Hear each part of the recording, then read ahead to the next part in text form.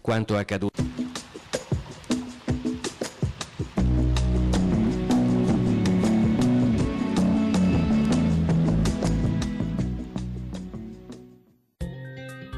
Mercoledì 16 maggio, San Fiorenzo, è il 136esimo giorno dall'inizio dell'anno, ne mancano 229 al termine. Il sole sorge alle 5:40, tramonta alle 20:38.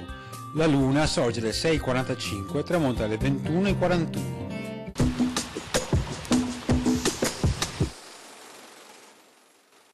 Consacrazione della chiesa di Santa Maria degli Angeli a Murano. Edificata in uno dei più pittoreschi e solitari angoli della famosa Isola del Vetro, fu chiusa al culto nell'Ottocento. Accoglieva celebri opere d'arte nonché la tomba di Sebastiano Venier, il vincitore di Lepanto, le cui ceneri furono poi trasferite nella chiesa di Santi Giovanni e Paolo a Venezia.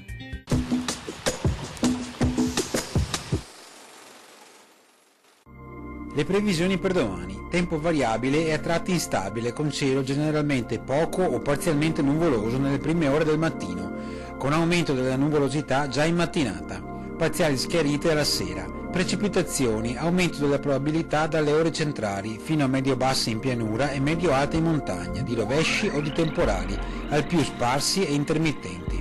Temperature in aumento, specie le massime sulle Dolomiti, su valori prossimi alle medie stagionali.